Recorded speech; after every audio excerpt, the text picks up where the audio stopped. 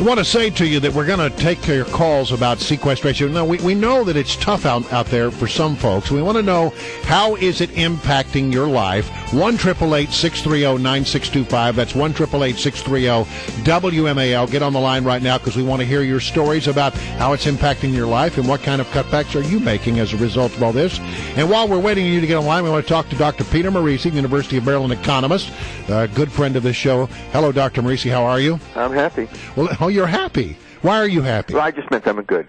Just in general, you're happy. I thought there was something that was driving your happiness specifically, and I wanted to get at that. Well, actually, the president's having to admit that the sky isn't falling. You know, he's sort of retrenching from his predictions. I put a bucket outside on Thursday night, and then I went outside on Friday morning, on Saturday morning, and I found no bits of sky in my bucket. The sky was not falling. Just a couple acorns. Well, and so you think that I mean, look, we hear from people who work in this particular area that this is going to have a real impact on their lives, that it's going to hurt the way they live, and that they're going to be suffering as a result of this.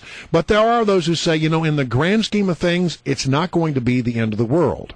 Well, you have to remember that this is Washington's automobile industry. You know, if we were in Detroit when the automobile industry was having its troubles, you know, Detroit was hurting, the rest of the country not from it.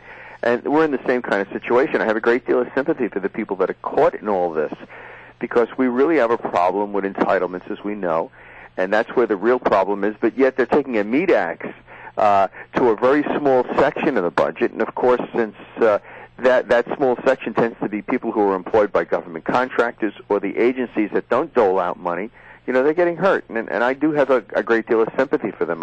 But then I know from firsthand, because this is what the governors had to do during the financial crisis. I had furloughs for 3 years. I had to teach my classes at less than full pay. Oh, is that right? Yeah, how about that? I didn't get a pay raise for 5 years. I understand what they're going through.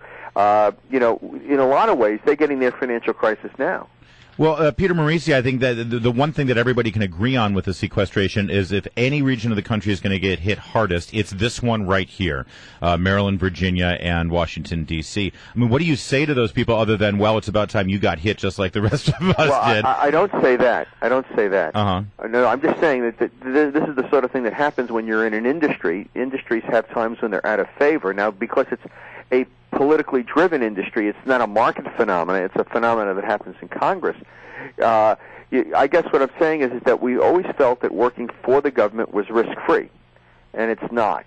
And this has actually happened, you know, before. We've had shutdowns, but this is the first time where we are facing a protracted period of reduced government salaries. Now, I would say it's still a lot milder here. I don't know that we're going to have any layoffs in the government. Now, government contractors, that's different. But the people on the Beltway who work for contractors have always known there's a lot of vagaries in what they do. They live from contract to contract, and this is an example of that. Yeah.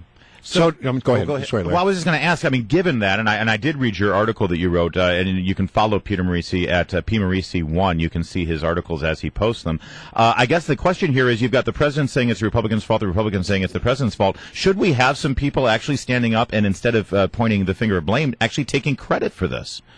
Well, I think the Tea Party would like to take some credit for this, because is it wise for them to do that? I don't think it's very wise at all to take credit for something like this. It might make people feel good in the short term. It's kind of like a good stiff drink, but the next morning then you might feel not as well as you'd like.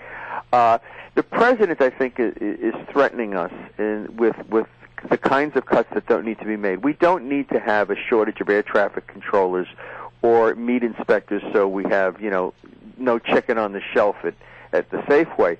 I mean, he can move people around, because even within the sequestered departments, these are not huge cuts. They're about 8%, you know, in terms of actual outlays that won't be made.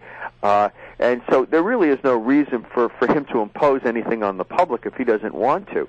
I mean, the notion that Marine guards at embassies will be cut back when, you know, we have so many tubers in Marine bands. I mean, I know who I'd stand down. Right. Let's talk a little bit, though. I want you to pull back and give me sort of a 30,000-foot view of the state of the economy right now. I mean, I look at the stock market. It seems to be doing fairly well. I see the housing market starting to come back. There are some indication that people are starting to buy again. As you look at the economy just overall, how would you rate its health? It's in very poor health. We haven't grown. We've grown at less than half the rate we did the last time we had a recession like this.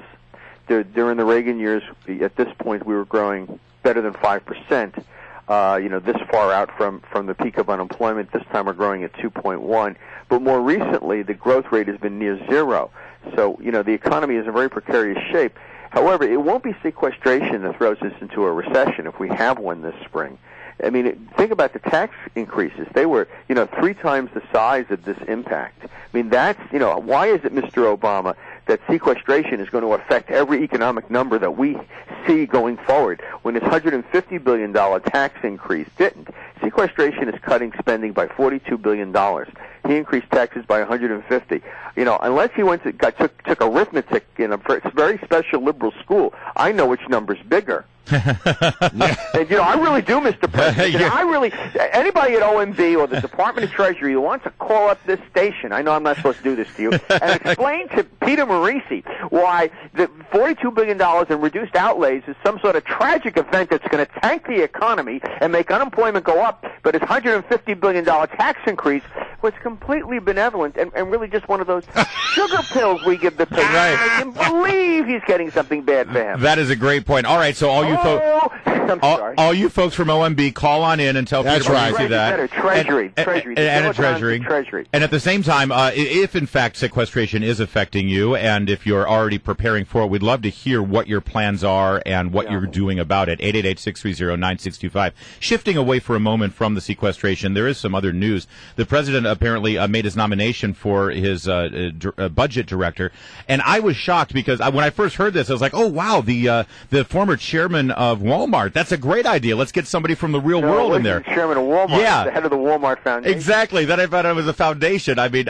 really, that's a joke, isn't it? Somebody who runs a foundation is going to run the budget of the White House? Yeah, but she was a senior official at OMB during the Clinton years, and this is who you get, especially at this point in an administration, when it's very well entrenched. They're basically promoting from within. Right. You have to understand that Democratic operatives, like Mr. Liu and so forth, work in the government, and then they work in some sort of nonprofit capacity or some sort of made-up job at a place like Citibank. You call it government in waiting is what you call it, yeah. What? Government in waiting, yeah. They really don't have any job skills other than be, political operatives. I mean, government accounting is so different than private sector accounting that they really don't have any marketable skills outside. And so this is what you get in a Democratic administration. She'll be very capable. She'll do the job. And, basically, the OMB director really isn't a policy maker. It's very unusual for that to be the case the way it was with Stockman. And that's really someone who just sort of implements the president's policy and keeps track of where the money is and so forth. It's the Treasury that's the economic policy-making entity. All right. Oh, boy, that doesn't make me feel better knowing our new Treasury Secretary. I know, given who we have over there. That's right. But that's who the president wants. We're going to get people of this mindset because that's what our president is, Well, Dr. Peter Morici, we thank you so much for joining us. We appreciate it. Okay.